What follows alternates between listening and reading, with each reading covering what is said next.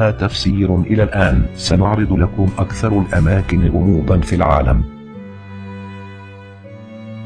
أولا، جزيرة الفصح أو جزيرة القيامة، هي جزيرة تقع في المحيط الهادي الجنوبي. تعتبر إحدى أكثر الجزر المعزولة المسكونة في العالم. مساحتها 16,000 كيلومتر مربع، ومشهورة بالتماثيل الصخرية الموجودة على طول الأشرطة الساحلية.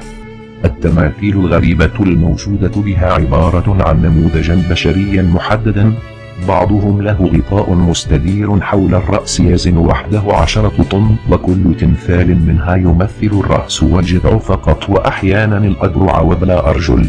ولقد تم صنع هذه التماثيل من الرماد البركاني بعد ضغطه وصقله، ويبلغ وزن كل تمثال 50 طن، وطول كل منهم 32 مترا. ولم يستطع العلماء حتى الآن تفسير لغز هذه التماثيل المنتشرة في كل مكان بالجزيرة، خصوصا على سواحلها.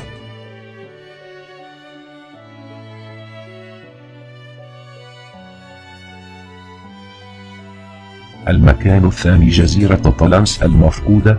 مدينة طلنس المفقودة هي جزيرة تم اكتشافها عبر الأقمار الصناعية، وتوجد في جنوب أسبانيا.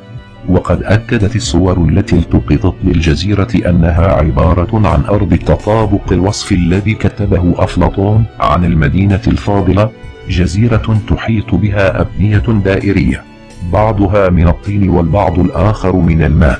وما تظهره الصور هو نفس ما وصفه أفلاطون.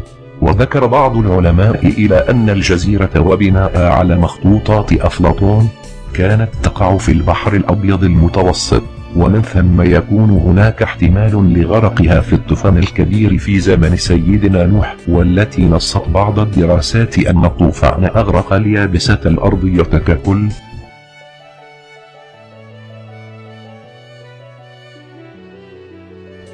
المكان الثالث، جبل براون. تظهر أضواء متوهجة غريبة على قمة جبل براون في الولايات المتحدة الأمريكية، وبالتحديد في ولاية كارولينا، حيث تظهر هذه الأضواء على قمة الجبل ثم تتلاشى.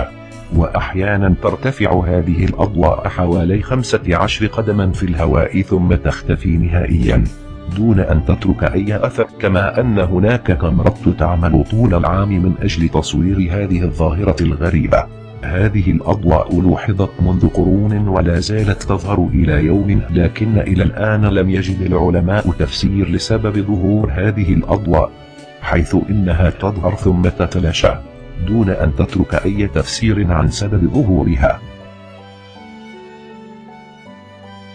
المكان الرابع، مثلث برمودا، أو ما يطلق عليه مثلث الشيطان أو مثلث الموت أو مقبرة الأشباح. هي منطقة شهيرة تكون على شكل مثلث متساوي الأضلاع، ويقع هذا المثلث في غرب المحيط الأطلسي، ويجاور السواحل الجنوبية الشرقية لولاية فلوريدا في أمريكا وجزر البرمودا البريطانية. أما تسميته بهذا الأسماء المختلفة والتي ترتبط بالموت والخوف، فذلك لوقوع الكثير من الحوادث الغامضة والاختفاءات الغريبة للسفن والطائرات. وقد حاول الكثير من العلماء كشف سر هذه المنطقة وأسباب غرابتها وخفاياها، لكن إلى يومنا هذا لم يتم الكشف عن السبب الحقيقي لاختفاء السفن والناس والغموض الذي يتلبس المنطقة. المكان الخامس، البقعة الغامضة.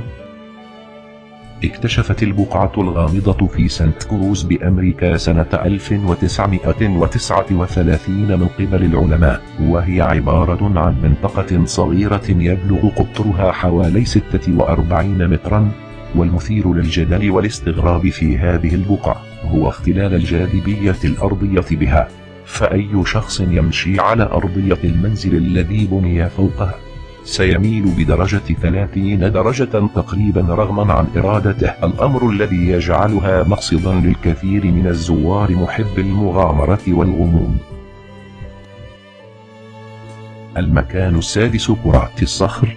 منذ عام 1930 اكتشف العلماء وجود كرات صخرية بأحجام مختلفة في غابات كوستاريكا، تفاوتت أحجامها بصورة كبيرة، فمن الصخور الدائرية الصغيرة جدا والتي بدت ككرات تنس الطاولة إلى الصخور الكبيرة التي فاق وزنها أكثر من 16 طن، ولم تتشابه كل تلك الصخور في نحتها. ولم يكن هذا كل شيء، فقد عثروا أيضا على بعض القبور، وقد أثار ذلك دهشة علماء الآثار كثيرا، إذ لم يستطع أحدهم إيجاد معنى لهذا العدد الضخم من الصخور الدائرية الملساء، والتي لم تمثل نموذجا واضحا لأي حضارة. وقد أجمع الخبراء على أنه من المستحيل تماما أن يتم صنع مثل تلك الصخور دون الاستعانة بآلات ميكانيكية خاصة تتطلب الكثير من الوقت والجهد، وهذه الكرات لا زالت إلى الآن لغز محيرا للعلماء. المكان السابع: خطوط نازكا. هي سلسلة من النقوش الصخرية القديمة التي تقع في صحراء نازكا جنوب بيرو، وهناك خلاف بين العلماء حول من أنشأها، ويقول البعض أن السكان أنشأوها للفت أنظار آلهة النجوم لمساعدتهم في إدارة الكوارث حسب اعتقادهم، وهناك من يقول إنها طقوس دينية لجلب المطر، وهناك من يقول إنها تقويم فلكي. ما اعتبرها اليونسكو موقعا للتراث العالمي في عام 1994. أكبرها يمتد لمسافة 200 متر، ويرجع تاريخها من 2000 إلى 9000 سنة. والغريب أيضا تم العثور على الآلاف من أنماط مماثلة لخطوط نازكا في منطقة الشرق الأوسط، كشفت عنها الأقمار الصناعية والتصوير الجوي، والتقطت بعض الصور لهذه الخطوط في المملكة العربية السعودية والأردن وليبيا ومصر وسوريا، وتوجد في كثير من الأحيان على حقول الحمم البركانية. وقد عجز العلماء عن تفسير مقنع لهذه الخطوط الغريبة.